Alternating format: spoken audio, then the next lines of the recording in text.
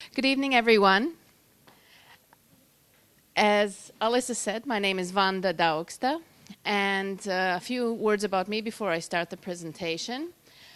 As a child, I was often reprimanded for talking too much. As an adult, after several years of working at the Stockholm School of Economics in Riga as a presentation skills instructor, I know that there's a difference between talking and having something to say. When I'm not talking, I enjoy cooking. I've got 2 boys, and we lead an active lifestyle and try to get out to the countryside as much as possible. I have been living in Riga for nearly 6 years. I am a Latvian American, and so when there was the mass exodus of people leaving Latvia to go to Ireland and Great Britain, that's exactly when my family and I came here, because we figured there'll be a lot of open, empty spaces for jobs, etc. In any case, as I mentioned, my name is Vanda, and this evening we'll be talking about basically 3 topics. The first one is public speaking in general.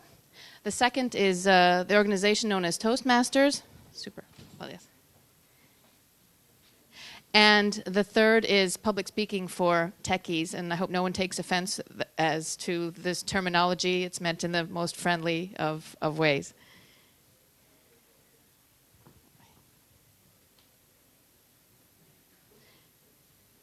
So, there are several fears that we have, phobias, things that we would prefer to not have to encounter in our lives, even as adults.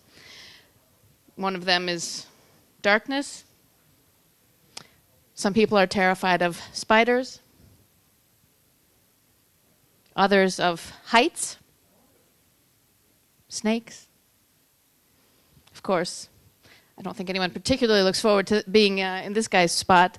But nonetheless, according to many studies, the number one fear of most people is this.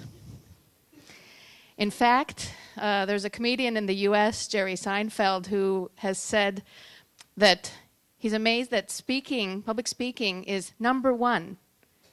People are more afraid of public speaking than of death. He said, so the people would rather be the guy in the box than the guy saying the farewell words at the funeral. Okay, something to think about. So how do these fears manifest themselves? There are certain signs that we see when we get up to speak in front of a group of people. There are certain physical things that happen. There's nervousness. There is a quivering voice, and some people have trouble speaking. Some people sweat profusely. Other people get confused. Right before they came on stage, they knew exactly what they were going to talk about. Suddenly they were handed the microphone, and they don't know what to do. Some people have shaky arms, shaky legs. They don't know what to do. They're very nervous. Dry mouth. Some people turn very red. Others, white as a ghost, depending on the person, I guess. Have any of you experienced any of these symptoms when you've spoken in public before? Okay, I think you can identify with that. The good news is that these fears, these signs, these physical signs can be overcome. There are certain ways to overcome them, and we'll talk about them tonight briefly. The first one is preparation. It's amazing what a difference it makes when you know not only what you're talking about, but how you're going to talk about it, where you're going to talk about it, to whom you're going to talk about it. All of these factors. If you're prepared, you can overcome the fear. The second most important part is preparation. I'll let you take a guess at what's number 3. It's true. Because if you look at the things that are involved in public speaking, of course, number 1 is going to be content. What is the idea that you're trying to get across to your audience? That's the main thing, the idea. Whether it's your product, whether it's your services, whether you're informing someone, whether you're trying to sell to someone, it's always your idea. Often if you tell a story, people can identify with it as well. And what is the goal of your speech? As I mentioned before, is it to amuse? Is it to entertain? Is it to educate? Is it to get that cash that you need for your startup? Whatever it is, you need to be clear on the goal when you're arranging your content. Enthusiasm. If you don't have enthusiasm for your subject, why should the people listening to you have enthusiasm for your subject? Emotion.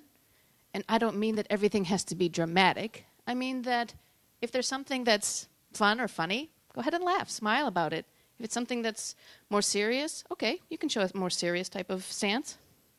Can the audience relate? Do they understand what you're talking about? That's the main thing regarding content. And are you an authority on this topic?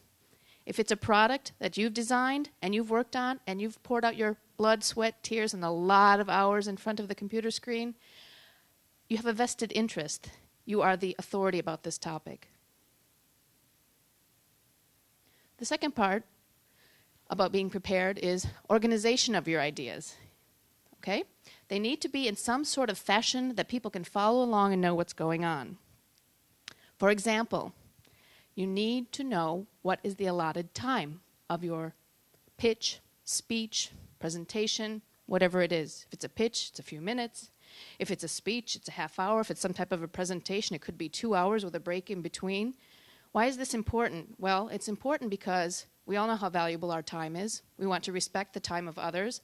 And particularly, it's important when you have an event that has allotted a certain time frame, and if you go over, and the next person goes over, and the next person goes over, we know what that means. Everything kind of snowballs into a terrible, late, missing lunch, missing cocktail hour type of scenario, and that's never good. So respect everyone's time. How can you know if you fit in the time? The only way you'll know is if you have practiced your speech before. If you wing it, it's very hard to be within the time frame. If you've practiced it and know what you're talking about, you know, okay, maybe in front of the audience you'll speak a little bit faster or a little bit slower, or you have to allow for questions or something. But in general, if you've practiced it once, twice, 5, 10, 20 times, in front of a mirror, filming yourself, in front of colleagues, you'll know how long it takes you to do your presentation. Visual aids, what have you got going? Is it a PowerPoint? Is it a Prezi? Is it some type of old school flip chart? Is it a product that you're physically showing people? Prepare them, make sure they work, etc. Outline. I've put this in red because it's very important. It's as important as in the previous slide regarding content. It's as important as your idea. Bad idea to write out a speech word for word simply because we are not actors. We have a much harder job than actors. Actors fake it and they're someone else. We are ourselves. We have to speak from the heart and from the mind. But we can't do this if we're not organized. So an outline is key, starting with a broad type of idea, narrowing it down to tell the people what you're going to tell them about, proceed to tell them about it, and summarize what you've told them. That's the classic kind of way. It doesn't have to be quite so cut and dry, but depending on your time and how you can elaborate, you go through and have your main points, arguments to support these points, arguments to prove to perhaps your potential investors how they're going to get a return on their investment, and other things to convince them, and then summarize at the end. Appropriateness. This is more for perhaps different audiences. It depends on who it is that you're speaking to. Are you speaking to a big group of 50 techies? Are you speaking to a small intimate group of 6 potential investors? Are you speaking to children? Are you speaking at a non-tech event and it's a social engagement or whatever? Know who you're speaking to and what is or isn't considered appropriate. Again, same thing here. Who is your audience? Who are the people that are listening? What is or could be their knowledge about the subject you're talking about? Are they non-technical people? Then you have to simplify what you're saying. Don't make assumptions that people necessarily know, the phrases that you know, inside, outside, backward, forward, the abbreviations that you know, inside, outside, backward, forward. Spell it out, explain it, but in terms where, if you had to remove yourself from the picture, explain it to someone from Mars or whatever, what is the simplest way you could explain this? And clarity. So the idea, the KISS principle, keep it simple, stupid, is a good way to go regarding organization. Delivery. Once you have organized your content and know what your main idea is, once you have put together your outline and become organized, and so you've got content and organization, the next part is easy. If you know what you're talking about, you know you've practiced it, you know who you're going to be talking to, you know the order in which you're going to be discussing all of this, you know your time frame, you know the location, the rest of it is kind of fun, actually. It's the part that involves delivery. That means how you're getting this message to the people. What words are you choosing? Whose eyes are you looking in? That happens to be my first topic. Eye contact. It's amazing what that does to make a connection between you as the speaker and your audience. If you're nervous, it can alleviate a little bit of the fear. It certainly projects confidence if you have the ability to look the people that you're speaking to in the eye. If you're looking down at the floor, kind of looking for some notes that aren't there, or up to the ceiling, anyone who has children knows that when you really want to get the truth out of them, you say, "Look me in the eye and tell me the answer." And you can usually tell if they're telling the truth or not at that point. The eyes have a lot to say. Stance. This is a good one too. If those of you who are sitting could try this out, if those of you who are standing, you could kind of conjecture, go ahead and just slouch down in your seat. No one's filming this. Okay, they're filming it, but don't worry about it. Slouch down in your seat, absolutely slump down and get as comfy as possible like this. Go ahead. Come on. You can do it. It feels good, actually, to stretch your back a little bit. Slouch down. Just relax. Okay, now those of you who are slouched down and relaxed say, "I am so happy." Okay, not quite believable. Next thing, those of you who are sitting and those of you who are standing, sit or stand up straight. Pretend that you've got an apple or an orange between your chin and your chest. Look to the right. Look to the left. Look forward and say, "I am such a loser." Not very easy to do, right? So your stance, even if you're not that confident, even if you're worried, the way that you carry yourself has a lot to do with the way your message will come across to your audience. Smile. This is the best one. It's something that people don't do often enough. It's something that people from the United States are accused of doing too much. Nonetheless, it is an international symbol for I am connecting with you somehow. Even perhaps if I don't speak your language, if I smile at you, I tend to get one in return, which in turn then boosts my confidence and our level of friendliness, etc. Even if you are speaking to a group of bankers in suits, there is absolutely no reason that you shouldn't smile at them. Gestures. There are nervous gestures, such as someone playing with their hair. There's the infamous tie roller. There was a principal at a school. The kids were all standing in line at the beginning of the school week, and he's telling them about the exams that are taking place and the field trips and excursions that the classes are going on, etc. But as he was doing this, he was rolling his tie up and rolling it back down, rolling it up and rolling it down. What do you think the kids were paying attention to? Where they're going this week? The exams? This thing. Okay, so there are nervous gestures which should be avoided and can be avoided, but we don't often know about them, that we even have them. So how do you do that? Film yourself. As awkward as it is to film yourself, as awful as it is to hear your own voice, believe me, do it and you'll see what nervous gestures you have. On the flip side, there are some gestures that can be very effective, depending on what it is that you're trying to say.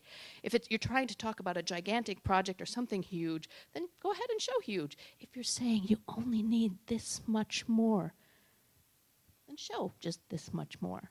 Okay? There are some gestures that can be very effective. Volume, volume, volume. Volume is important because, of course, your message has to be heard by everyone, including the people in the back row, if there is no microphone. And by the flip side, when you speak very, very softly, it can also be effective. It makes people listen, and it can be very effective for emphasis or to catch their attention. Pace.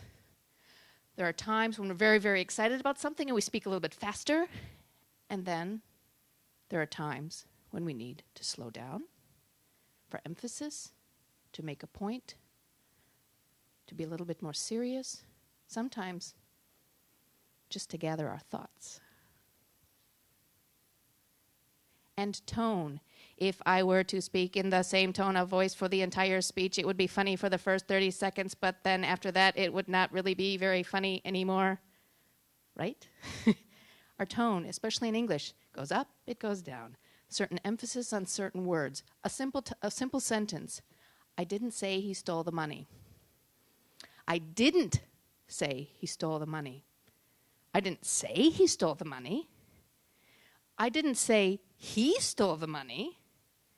I didn't say he stole the money. I didn't say he stole the money. I didn't say he stole the money. Do you see what I mean as far as emphasis and the difference it can make? So, overcoming these fears, being prepared, organizing your thoughts. At the end of the day, it takes practice.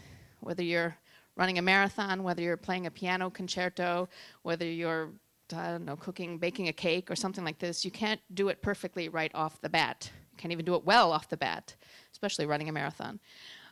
But how can you get some practice? Where can you get some practice? There is an organization called Toastmasters. Who's heard of it? Anybody been to a meeting? Okay. In any case, it was founded in the 1920s in the United States by a man who was looking for an activity for young men to boost their confidence, boost their public speaking skills, and he decided to call it Toastmasters because back in the day, this was the term to designate the MC, or the Master of Ceremonies, or the Vakkaravaditais, or the person who is leading the event. This was called a Toastmaster. It didn't literally mean that they were toasting nonstop, but that does happen occasionally. And it has nothing to do with this type of toast. So, basically, it's an organization to promote public speaking and leadership skills. It's a nonprofit educational organization. The setup of it is voluntary. It's a club. And there is no leader or director or teacher or trainer or instructor. We all learn from one another. There are clubs around the world, I want to say in 117 countries, if I'm not mistaken, over 200,000 clubs of Toastmasters, people who voluntarily get up in front of other people to speak. There are members from all walks of life. In our local club here in Riga, we have people from the banking industry, we have artists, we have students, we have people who are experienced public speakers, we have people who are not as experienced public speakers, we have native speakers, we have non-native speakers, we have people whose English language is their fourth or fifth language, we have Russians, we have Latvians, we have a guy from Great Britain, we have a guy from Portugal, we have someone from Germany, some from the United States, Canada, etc. So, as I said, members from all walks of life. Basically, and in a nutshell, we get together at meetings every other week, and there's a certain agenda. It involves prepared speeches. So there's a manual that you're given in the beginning, and you go through, and each speech has a certain goal, the topic of which is up to you to choose and to prepare for. There are prepared speeches at every meeting. Then there are evaluations. And for me personally, this is probably the best part of the organization. I am an experienced public speaker, and yet I go to this organization because of the evaluations. What does this mean? It means someone gets up after you have spoken and gives a 2 to 3 minute set of feedback regarding your speech. Now, it's not just feedback. It's not just fluff. It's not just, oh, you did such a good job. You might think that because it's an American organization, you know, and people are like that. But it's realistic. It encourages you. It says, okay, what I really liked about your speech was A, B, and C.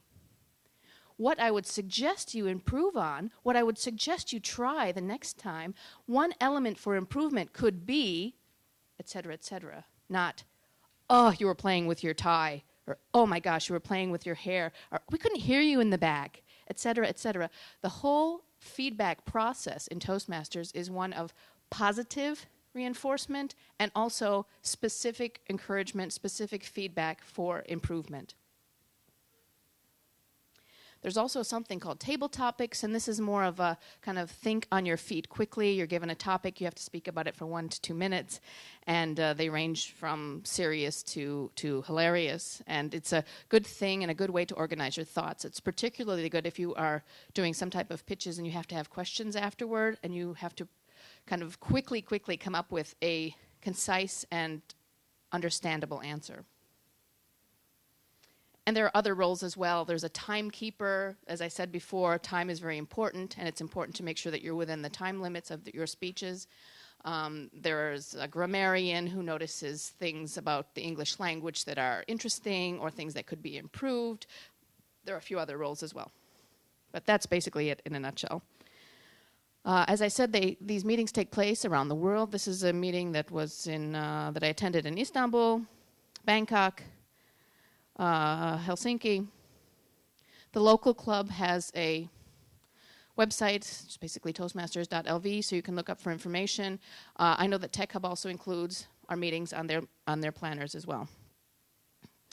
And our meetings take place on the 1st, 3rd, and 5th Wednesdays of every month at Microsoft on Zalia i11. Occasionally, we challenge ourselves. This was a meeting that we had last summer where we actually gave speeches outdoors, walking around Riga. This was kind of interesting and a fun way to challenge yourself to be able to do something in a different setting. We have some fun. And also do occasionally some type of physical stretches, the stance as I talked about previously, the way that you can ground yourself on the floor with pretending that your feet are magnets and the floor is steel, and but at the same time pretending that there's a string that is bringing you up to the ceiling by the top of your head so that you're standing up straight so that you can present well, so that you don't necessarily just stay in one spot, so you have the opportunity to move around the stage and feel comfortable without getting in the way of the projector, which is one of my personal pet peeves. So in any case, room for exercise and improvement. So what do I have to say to this group of people? What does this mean? Oh my gosh, you already have it tough enough. Let's just look at it this way. How many of you have English as your native language? Okay. How many of you enjoy public speaking? Okay, a few. That's good. That's good. So in addition to the challenges I already mentioned before and the physical things we have to overcome and the fear, techies, and in certain cases, particularly in pitches or some type of competitions or other type of grant applications or wherever you have to speak in public, there's a time limit. You go over the time, you don't get the cash. That's pretty important. That's a pretty big challenge to stay within the time limits, isn't it? Some people are shy. And that includes people who work in the technology industry who spend a lot of time in front of their screen. There is a stereotype for a reason, but it's hard to overcome your shyness and speak in public. This challenge of simplification, I mentioned it before. If you're speaking to an audience who doesn't necessarily know all of the technical parameters of your particular product or service, you have to simplify it. And that's a challenge for people who are so involved in this particular product or service that they're trying to sell and put out into the world, because they know what's at stake. They're the ones that have put together this product. They're the ones that have come up with it. They're the ones that have developed it over hours and hours of labor and collaboration with other people and by themselves and working, and there's a lot at stake.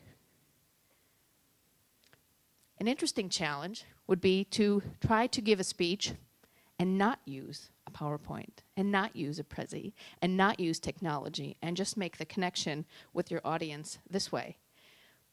Tough to do because we're so used to this crutch known as the computer.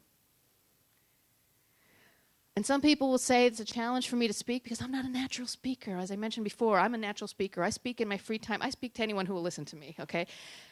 But not everyone is like that. And I acknowledge that. And for people who are involved in the technical field, many of them feel this is not my forte. My forte is creating this product and making it work and making it come together, not talking about it. Well, interestingly, I spoke a few months back for some art students at the Riga College of Design and Art. And you know what? They have the same problem because they say, I've already spoken through my work. Now I have to talk about it? Okay? So it's a challenge. It's a challenge not only for techies, but also for techies. And English, as I touched on before. If it's not necessarily your native tongue, the words don't come out that quickly. When you're nervous, they come out even worse. You're afraid of pronunciation, you're afraid of grammar mistakes, et cetera, et cetera. These are challenges to overcome. So how do you do this? Well, as far as the basics are concerned, to determine your purpose, as we talked about in the very beginning, what is the idea? What are you trying to do? Analyze the audience and their needs. Is this an opportunity for them? Can they make some money after they've invested in your idea? State the main message and support it, but remember to keep it simple. And of course, you need to urge the audience to take some definite action. Regarding preparing for a pitch, organize your ideas. Anticipate questions. How can you anticipate questions? How do you know what those people are going to ask? You don't. So then you practice your speech in front of other people. And maybe they come up with some questions, and you're ready to field their questions. And give it a try a couple times in front of some friends who perhaps aren't that familiar with your product. Summarize. Give a quick recap at the end of your talk or speech or pitch so that they know what it is that you're talking about. And practice. As I said before, practice makes perfect. Whether you do it in front of the mirror, in front of people, filming yourself, you'll notice a lot of things about yourself. You'll also get your timing down, and you'll also have a more fluid way of speaking so that you know what you're talking about and the rest can go very smoothly. And in the end, smile. One quick reminder about where and when we meet. You're happy to come to our meetings. You don't have to even sign up beforehand. Just show up and we'll be there. And you're welcome to come as a guest. There's no fee involved. You can come as a guest to 3 meetings, and then afterward we'll talk about whether or not you want to become a member of the club. Thank you for your attention.